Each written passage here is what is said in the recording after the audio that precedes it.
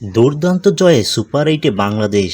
জয় পেলে নিশ্চিত করে সুপার এইট, হারলেই পড়তে হবে সমীকরণের মার প্যাচে। এমন ম্যাচে দুর্দান্ত এক জয়ে সেরা ৮ নিশ্চিত করেছে বাংলাদেশ।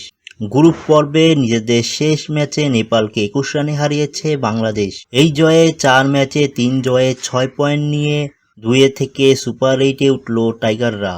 সোমবার সেন্ট ভিনসেন্টে টস জিতে বাংলাদেশকে ব্যাটিংয়ে পাঠান নেপালের অধিনায়ক রোহিত পৌটেল। টস হেরে ব্যাট করতে নেপালের বোলারদের তোপের মুখে ব্যাটিং বিপর্যয়ে পড়ে বাংলাদেশ। শেষ পর্যন্ত ১৯ ওভার ৩ বলে ১০৬ রানে অল আউট হয় বাংলাদেশ। দলের পক্ষে সর্বোচ্চ ২২ বলে ১৭ রান করেন সাকিব আল হাসান।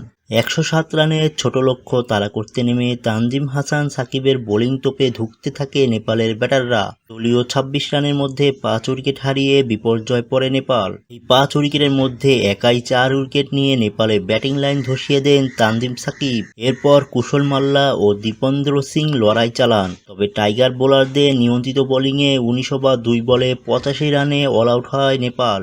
কুশল ৪০ বলে ২৭ ও দীপেন্দ্র ২১ বলে ২৫ রান করেন। বাংলাদেশের পক্ষে তানজিম সাকিব নেন ৪টি এবং মুস্তাফিজুর রহমান নেন ৩টি উইকেট।